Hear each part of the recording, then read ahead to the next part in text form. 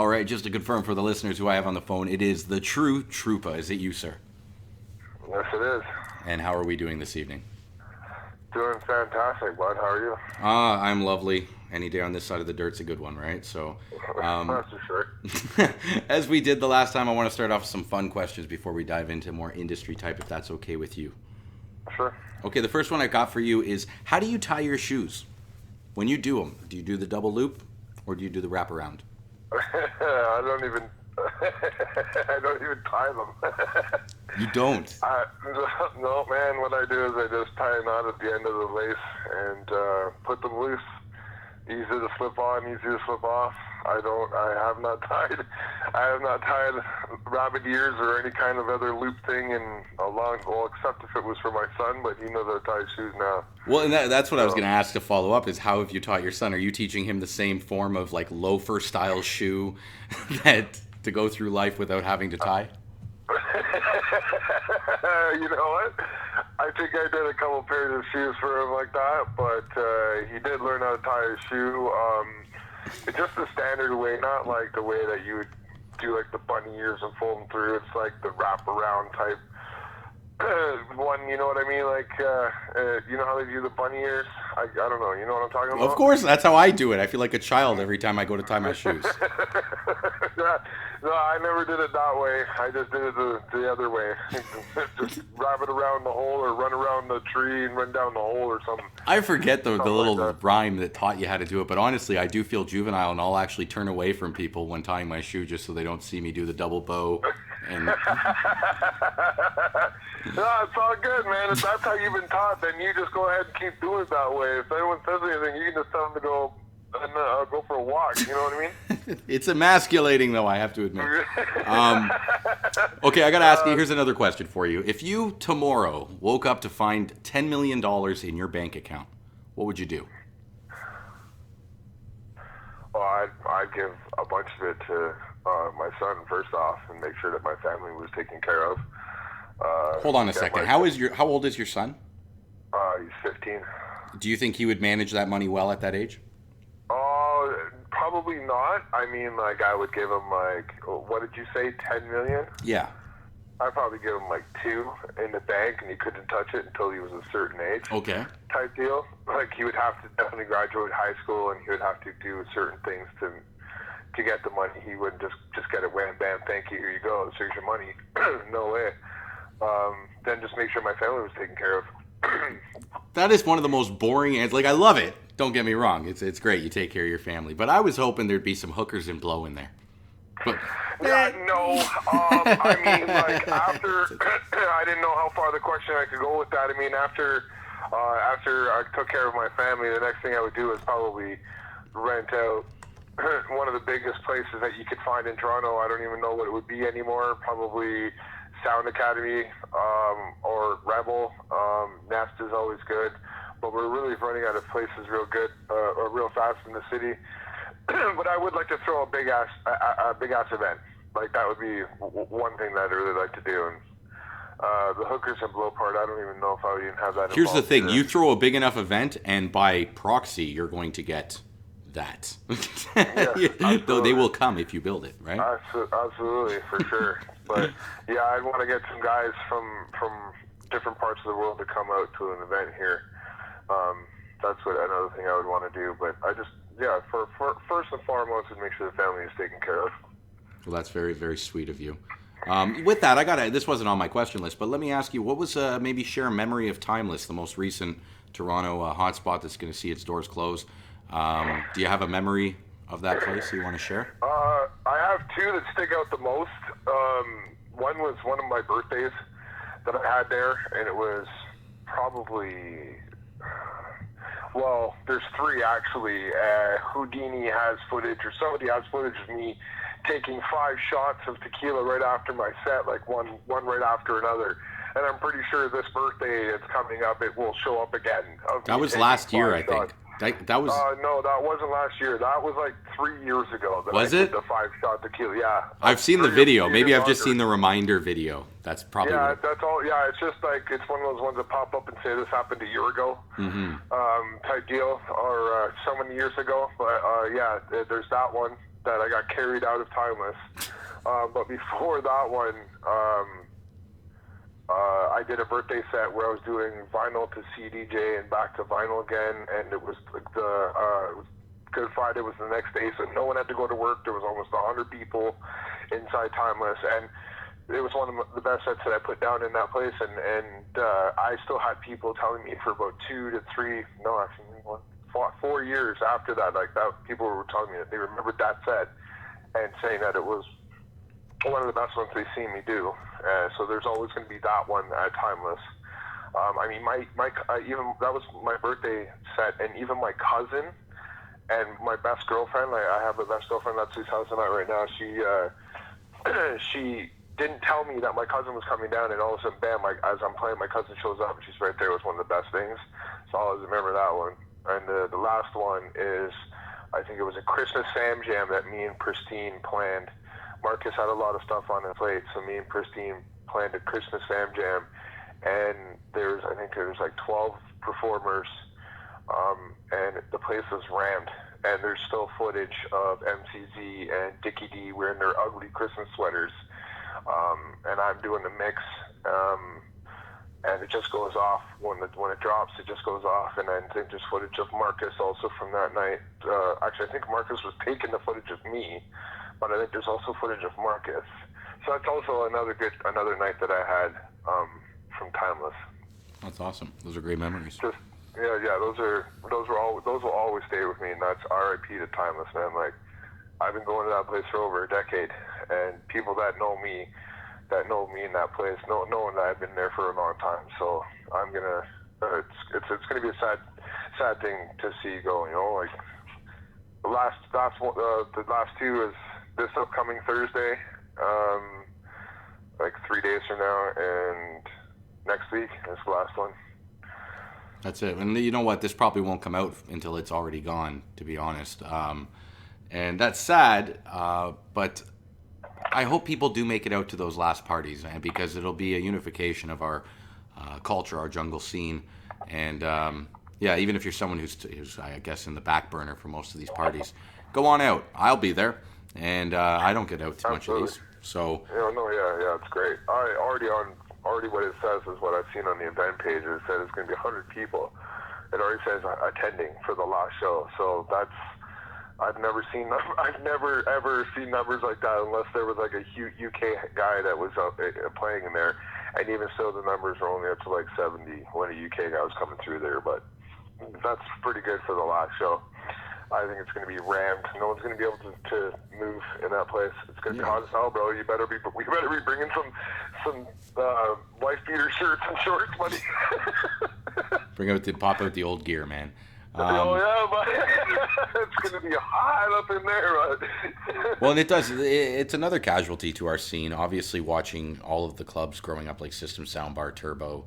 I was just trying to think of the Fez Boutique was one that I remembered. There was Fabric. There was obviously Exit. There was the Old Industry. Nocturne. Was Nocturne gone? I didn't know. Nocturne's gone?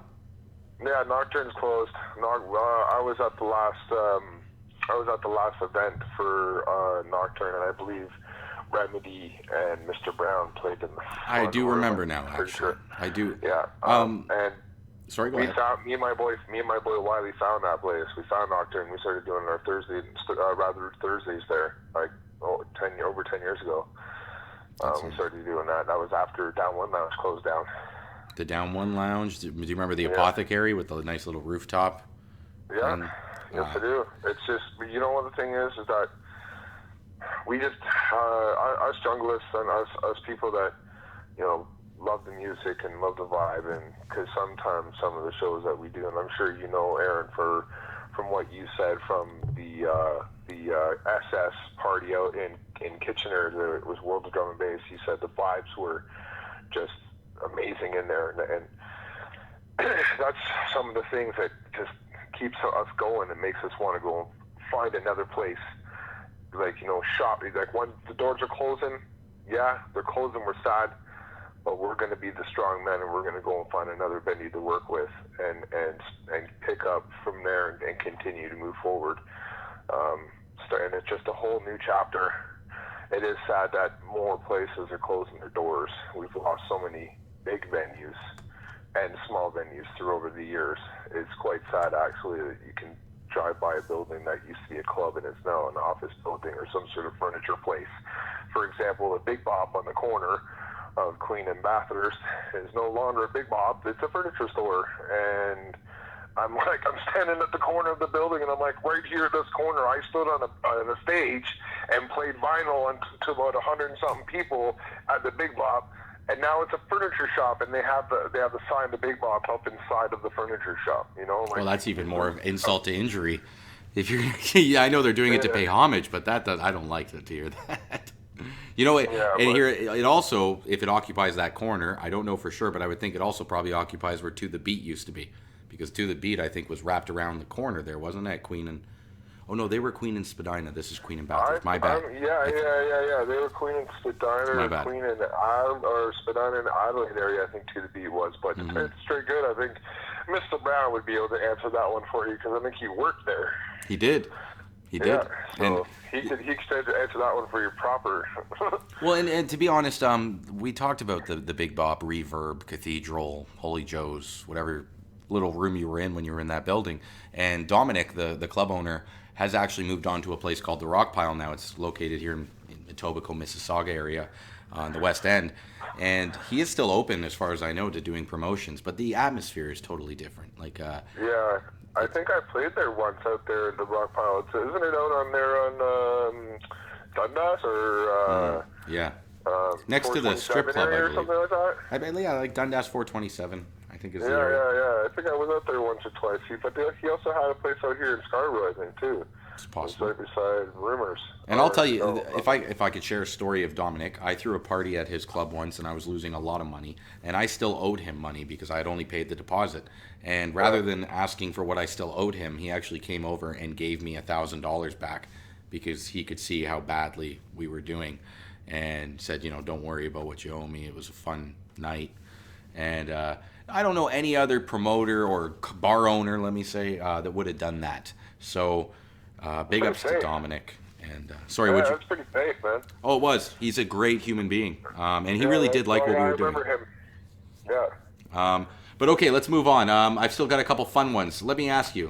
When I think Tru Troopa, I think Flock of Seagulls. So, I'm being facetious, of course. I'm being facetious, of course. But I have to ask you. I have to ask. What is your favorite '80s jam? 80s jam? Yeah.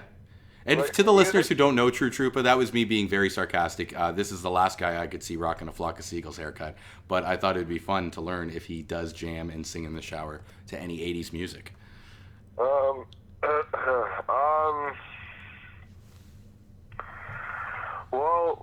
from the 80s, I was more of a classic rock, raised on that kind of stuff, so it's like the 80s is like Heart. And, okay. How about hair bands? Like, were you into like Guns N' Roses or Poison?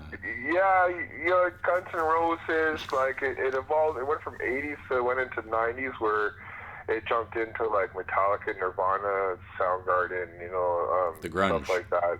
And then, but like I liked, growing up, it was Aerosmith. When they did a Run DMC, and I don't know if that was in the 80s or early 90s, but they did a beat with Run DMC, and I really liked that. But it was mostly like classical rock. I grew up with the way my dad showed me, and the music that he showed me was like Led Zeppelin, Pink Floyd, Boston, Supertramp, like that kind of stuff. And when my stepmom passed away, she passed away about 2 years ago.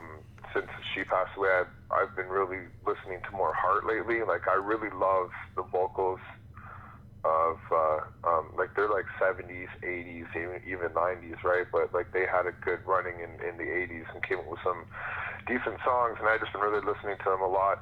And one of the songs that they came out with is still being used in today's music. Like, some of the lyrics are still being used in today's music. So, I'd have to say, like, Heart and, like, classical music, like, the classical rock stuff, like, that's just basically me. And I'm with you, man. I grew up on classic myself. One thing I want to say about Heart is the sisters, as far as I know, there was some family turmoil, and since then they've amended that. There has been some and they're supposed to be going on tour. So if you're a Heart fan, I suggest you get those tickets, my friend. Oh yeah, no, I actually heard about that, and I was actually thinking about doing that before it's too late, and I won't be able to say I got to see them. So I've been thinking about it, but yeah, I know what you're talking about. One of the things I saw last thing is they did a tribute to Led Zeppelin and sang "Stairway to Heaven" for Led Zeppelin. It was at the Kennedy Center. And Obama was there with his wife, and they did Heart did a fantastic job. It was just amazing. I think it was like 2017 or I don't know. I saw it on YouTube, and I just watched it. It was phenomenal. Yeah, we can YouTube that video. If anybody wants to see that, it sounds like it'd be an interesting thing. It's always funny to watch someone sing a legendary song to the legend themselves, because you better nail it. You know what I mean? Like, oh yeah, I'll tell you one thing, Aaron, you're right, bud. And they nailed it. And I think it was the drummer's son, the drummer that he passed away. Yeah, John Bonham's son.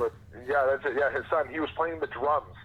So here's a song from Led Zeppelin that I grew up loving, "Stairway to Heaven," and anyone out there that knows that kind of music knows "Stairway to Heaven." And having someone like Heart with the chick's voice, I think it's Anne's voice is it was great. It was just great to see it sung by Heart for that actual song, which is. That's awesome. You got to pick it up. Yeah, I'm speechless at the moment about it. Well, in the sample, I think the most famous sample that's been used is the "Crazy on You" Eminem. He really. I do think he put Heart back on the map, and he probably reintroduced them to a lot of people. And you do hear millennials say things like, Paul McCartney will team up with Kanye West. And all these people are like, I remember there's that meme going around saying, kids were saying, man, who's this Paul McCartney? Kanye's going to make him huge. And it's like, it's revitalizing some people's careers. Maybe they don't need it, but with Heart, I think they may have needed it. All right, let's dive into some industry type questions. Okay. You are one of the many members of the Royal Bloodline, and I have to ask, how was this group formed? My good buddy and brothers, MCZ and White Wolf. I was driving back to my house and picking up my son, and they called me and said, hey, we're starting this thing called Royal Bloodline, and we'd like you to be the DJ, one of the DJs. We want Brock out to be the other DJ, and I was like, yeah, that sounds great. And they had a bunch of ideas that they laid down, and it just pretty much took off from there. Brock out was on board, and then A2 was on board, so there's a crown that we have set up, and there's 5 points to the crown, so the 5 points represents one of us. So basically, it was MCZ and White Wolf that came up and asked me, and we've been doing that ever since. But White Wolf's been going through some personal issues that he has to stay up in North Bay, Thunder Bay, somewhere out there, I think, up until about May, June. But he'll be back, and once he's back, we have some stuff coming out. We want to plan on releasing some T-shirts, sweaters, and we have like tracks that we want to release and make music videos of. Me and Brock have already sat down and made a tune for Royal Bloodline, so we're just waiting for White Wolf to get back to Toronto so he can jump into the studio and start doing the bars for it. Get A2 in the studio, Z in the studio, and they can do the bars, and then we'll have a release for our track for Royal Bloodline, and we'll have more stuff coming out. But that's all I can really say at the moment. We're just waiting on White Wolf to come down. Well, and I want to confirm who the group is. So we've got Tru Troopa, we've got Brock out, we've got White Wolf Z. Is A2 in the group? Yes, he is. Okay. Is Caddy part of the Royal Bloodline? No, Caddy had his Create D&B in the 6th. Okay. And there are a lot of these subgroups that have formed, and a lot of you guys are in these different groups. I forget which ones are in and which ones are not. But you're all talented, and there is a certain synergy, I guess, amongst your sound. Would you say that it was particular, wasn't just friendship, it was a certain sound that you were seeking when you formed the 5 of you together? In a way that like A2 has great hosting abilities, so we looked on that side for bringing A2 in, and White Wolf is very smart and wise in some of the bars that he says, and Z is quick. So we have 3 different typing of MCing. But don't get me wrong, all 3 of them can pretty much double time on the MC and all that. So when it was all coming together, they were like looking for DJs that fit the profile of what they were looking of doing, and because of what me and Brocko would do and how Brocko and I, we just formed so well together. A lot of people have told us, and have told me, just even me the other night at Marcus's birthday, someone even said to me that myself and Brocko together, we feed off each other. It's a great combination. Even with being on Create Game being the 6, we do the four decks, and I'll take 2, he takes 2, and we'll do like quadruple drops and whatnot. I mean, sometimes they don't work out always as they're planned, and sometimes one jumps off beat, but hey, that's what happens when you got 2 guys jumping around having fun. Well, yeah, that's live entertainment for you too, right? Yeah, but with Royal Bloodline, it was more suited for like the track that Brocko and I made. It's MC friendly, so they all get it. They all get their own 16 bars. But then Brocko and I made another track just not too long ago that's going to be coming out soon. It's called Don't Tell Me.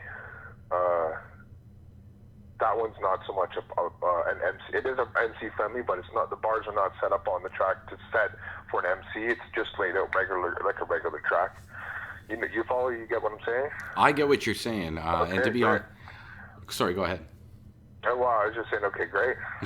Well, and what I want to say is, to my listeners, I don't want to get into the monotony of sound structuring and what he means in MC friendly. Basically, it's lacking certain sounds. It's got the kick for those 16 bars that makes it so that the music isn't overpowering what the lyrics are going to do, and then that other tune probably same structuring and stuff, but there's going to be sounds that would be distorted to a voice if there was a guy trying to chat. But like I say, I don't want to get into the monotony of that. You know what I mean? Yeah.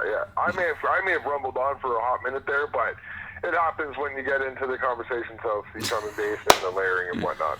No, buddy, it's all good. And to be honest, it's my job that if you do go rambling, I cut you off. So don't worry about it. I'm here. I will grab you. That's great, bud. Okay, let me ask you this. When it comes to a DJ, what do you think makes a good DJ different from an amazing DJ? Can't say good and different from amazing. Like, I wouldn't even want to say, oh, this one's good, this one's amazing. Everyone's all good in their own way. But like, you have to look at a guy like Andy C. He's amazing. But everyone knows that he's amazing. What is it? Here's the thing. Let's talk about him for a second, because I just recently threw on a set of his, and I'm not particular. I'll throw on whatever the hell comes up on my list. But I didn't even have to know it was Andy C. to know it was Andy C. And it was 2 hours of just me going, oh my God, holy shit. Like, so what I noticed to me was he was playing songs that I hadn't heard and mixing them with ones that I hadn't heard in a long time. And then he would touch it up with something that maybe I was sick of hearing, but he only threw it in for a little bit. And then he would have this one song that he brought, played at the beginning, and then he played it again for a second in the middle. So it was like he was bringing you back to the beginning for a second. And there was just so much going on that I was like, that's what makes him fucking amazing. He's a teaser. He drops in tunes and teases it in there, and you're like, that's when you get the, oh my God, that's what that's about. He's a teasing guy. That's true. Yes. Yeah. Also, with amazing DJ would have to be Blackley. I stood right beside him at the Last Planet headquarters and watched him do 6 decks, and this guy is such an amazing dude. And to see him do what he did was absolutely phenomenal. Just phenomenal. But then you have DJs that you grew up watching that are like Brian Z, Kenny Ken. I stood up beside Kenny Ken at Annex Rec Room, right on the stage, and he was doing phenomenal, like he was playing tunes that I hadn't heard in years. So, and then you have regular DJs that I see at Timeless that are, you're just like, wow, Mr. Brown's one. Licks has turned my head, Pristine. But here's the thing. We can name off names, but what would you say is one of the key factors that separates, if not good from the awesome, let's say the bad from the good? And we can say simple beat matching, tune selection, but that's not it. Do you think that there's I guess, a quantifiable characteristic to an amazing DJ, or is it untangible to even discuss? I think it's also with the vibe that you bring, man. If you're standing there behind the decks, not really doing anything, you're just bringing the music. You're not really feeding the crowd. And you start moving behind there, and you start getting into it to the point where you got sweat coming off your forehead because you're just bouncing so hard, and the crowd's feeling you. That's one of the other main things too. Is you can be a good DJ by hyping up the crowd just by your reactions, and that will also make you an amazing DJ. But like you said, beat matching is a key thing for me, anyways. Beat matching is a key. But every DJ has their own things. Like I double drop because I like hearing what other tunes work with other tunes. Sometimes I double drop and the tune don't work well with each other.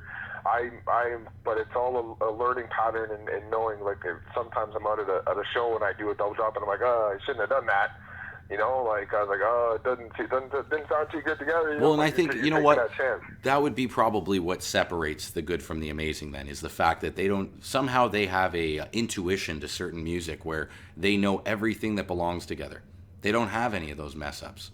And I guess I would have to say that's one of the characteristics. What you talked about, charisma, having a high energy behind the decks and all that. Because you can be a shitty DJ, have high energy, you still suck as a DJ. But if you're going to be an amazing DJ, you better be good and have that energy. So I get what you're saying. Okay, let me ask you this. How much do you think what people consider politics has a play in today's industry, in our specific Toronto jungle industry?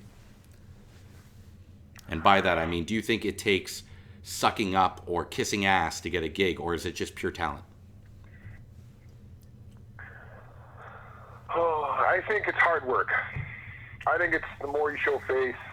Like everyone has a life.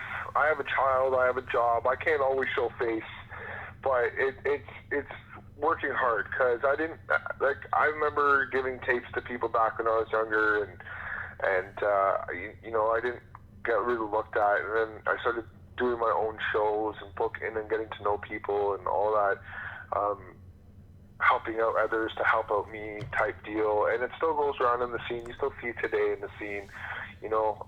People are always helping out other people. Like some promoters are friendly as hell, and they help you out and you help them out. But it's just hard work. You just gotta keep going on and keep pushing it. Like I have a job, and I have to flex my job with my DJing and with promoting. That's why I can't promote as much as what I used to and throw as many shows as what I used to back in the day because of my job. It was just the job that I have now. It's too time consuming but the money's good. Don't get me wrong. I'm not complaining. But what is your job? Do you want to share with my listeners what you do for your career? I drive cube vans and trucks for office companies, and I deliver brand new office furniture to big companies downtown Toronto. And like just for example, a couple of companies is like Moneris, Cooperators, Desjardins. We did Tim Hortons. But hold on, the thing is about your job, you drive around in Toronto. That's your job basically. Like I do it for 5 minutes, and I almost have like a vein pulsating from my fucking head. But you can do that for a career, eh? Yeah. Oh my God, man! God bless your soul. The thing is, man, it's like I can't sit in one building and look at the same wall. Some people can do it. I can't do it. I need to be in different places and travel around. Like I've been driving for years, and you find the right company that pays you the right money to do it. I mean, I'm making good money right now. Well, that's what's important. I can't complain. It's good to make goods and arrows. And just to sidebar, I don't sit in an office for a living. I drive. I just stay the fuck out of Toronto as much as I can. And the thing is, I honestly am a Toronto sales. My territory is GTA. I cover Mississauga all through Toronto into Scarborough. But typically, I like to go, maybe as far as Kitchener, Milton, Waterloo. I'll go up into the northern, Huntsville. You know what I mean? As soon as somebody's like, meet me down to today, 213 Jarvis Street. I'm like, oh, fuck's sake. And then after that, I had to go to Chinatown. And it's literally like it's a 10-minute walk or a half an hour drive. It's ridiculous. You can't turn left anywhere. Everything's a one-way street. You can't park. People are honking at you because I don't know. Like the thing is, you got to know how to drive Toronto too. I knew how to walk it. I don't know how to drive it. And that's the thing is, Torontonian, 28 years walking the city. then finally getting a car, going, I know this city, and then starting to drive it like I don't know this city at all. But yeah, that's my tangent of driving in downtown Toronto. And like I say, I had to do it for a few hours today, so I'm a little bitter.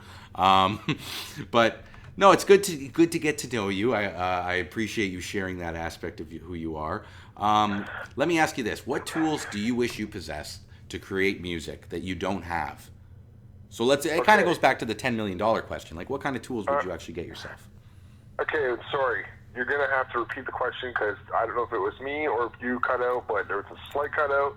No. So please repeat. No problem, buddy. So what I asked was, what tools do you not possess that you wish you had to create music? Like, kind of going back to the $10 million question, where if you had all the money in the world, what would you spend it on? But in this case, specifically talking about your sound, like, is there any equipment, any tools that you don't have that you wish you did?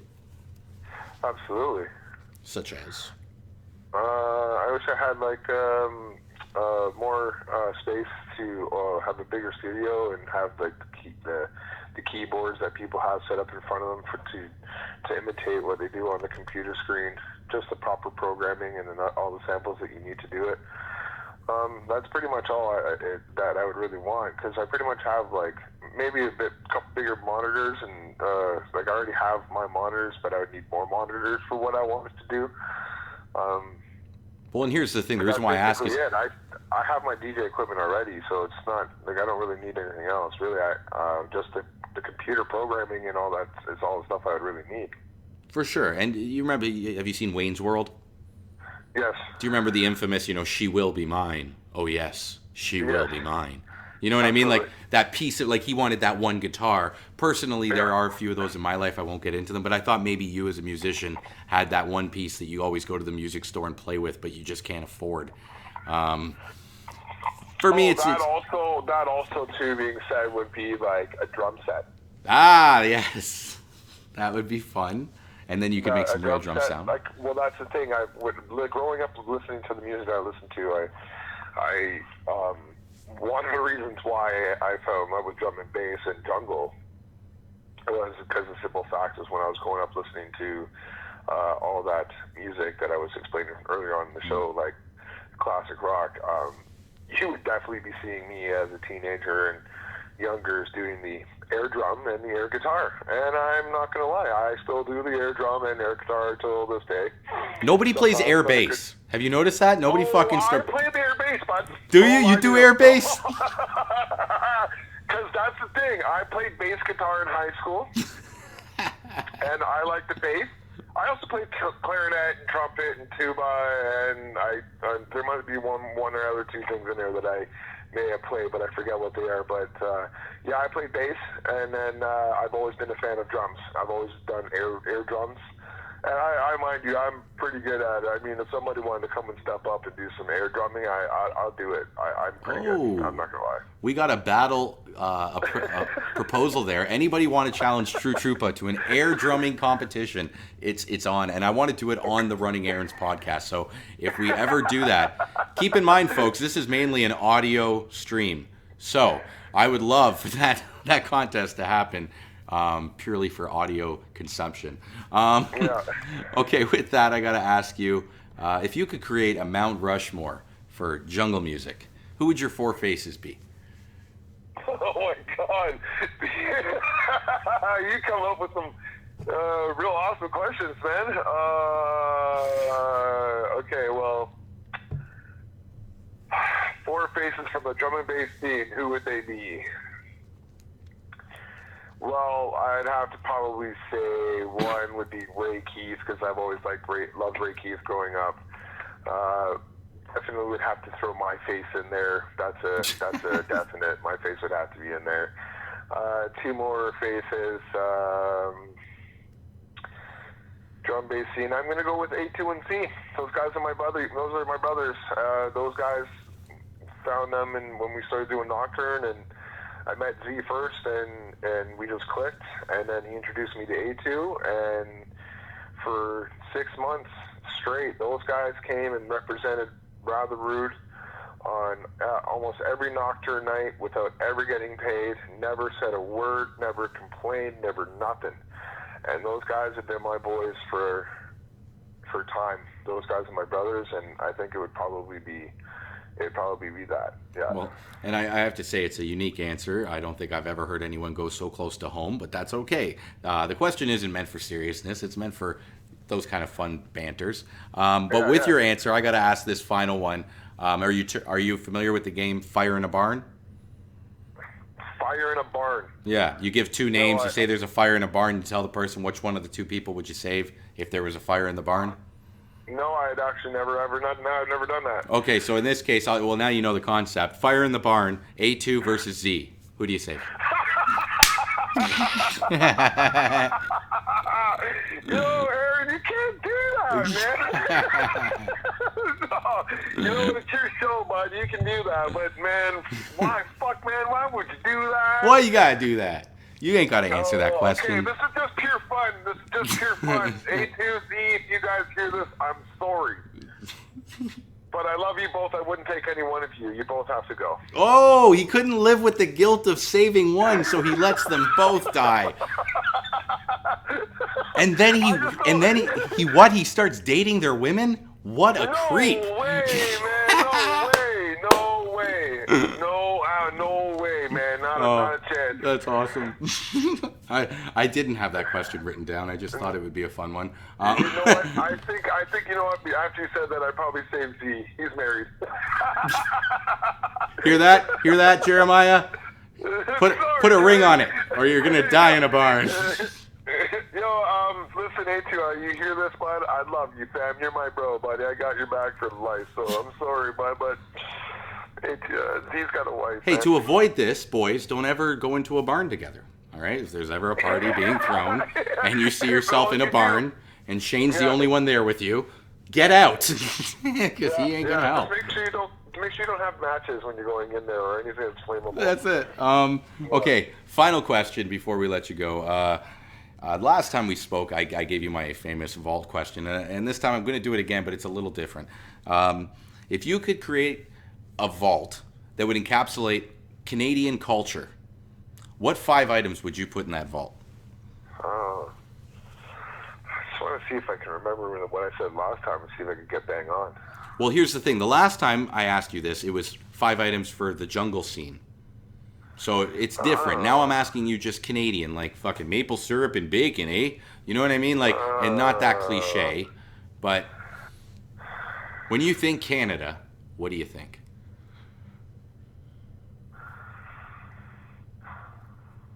That's a serious question, and I'm going to have to think about that one. I don't want to take too long on that. What? When I think Canada, what do I think? I think, like, the fact that we say sorry a lot.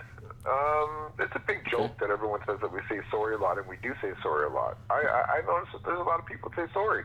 And Aaron, I'm going to say sorry right now for saying sorry so a lot. Well, and I just said so a lot on your show, so I'm sorry. Here's the thing about it, and I say even the reason why Canadians are known to say a lot, and I say it's because we're passive people, in that I don't want to put my opinion on you, so I say, yeah, that guy's a jerk, eh? Like, because that way it makes it more of a subjective, we can have a discussion about it. I'm not forcing my opinion on you. You know what I'm saying? Eh? Is that right, eh?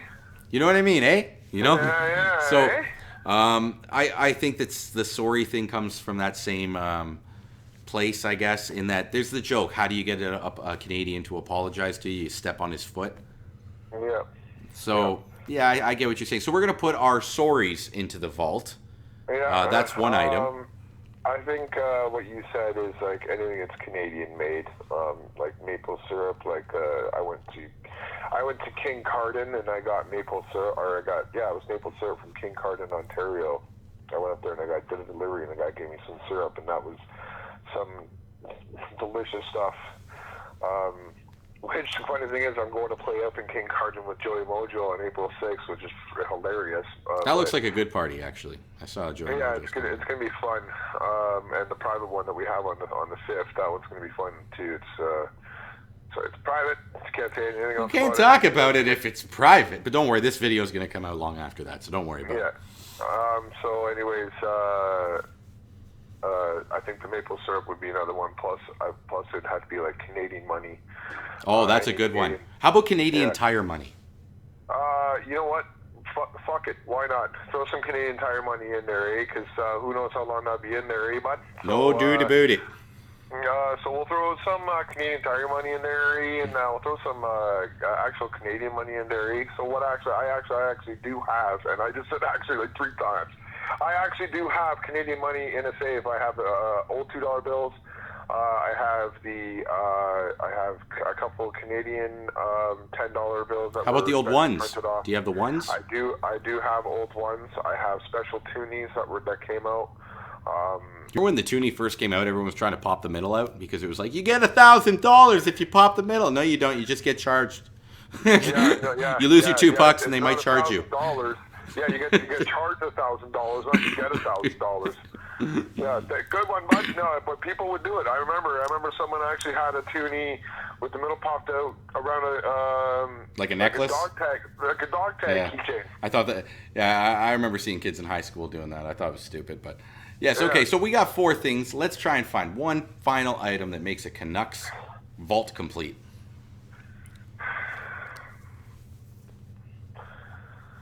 Well, if this is my vault, then I'm going to say some sort of Toronto Maple Leaf apparel, just because the simple fact is that my mother worked for the Maple Leaf Gardens when it was open for 18 years.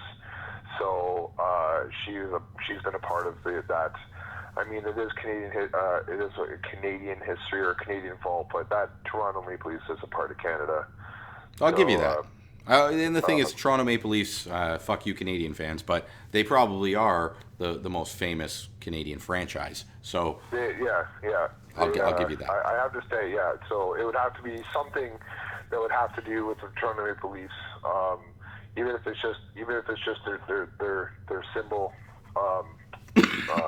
put into the vault, or a shirt or a jersey or something. It's just as long as there's something in there for the Leafs. I hear you. Well, hey, I'm gonna sign off to the listeners, but I want to talk to you for a minute, so stay on the phone with me, okay? Absolutely. All right, guys, I hope you enjoyed the chat as much as I always love talking to these guys. That was him, Tru Troopa. We talked about Royal Bloodline there. I'm going to have some links below, so if you want to follow those guys, please click the link. As always, thanks for tuning in, and until next time, peace out.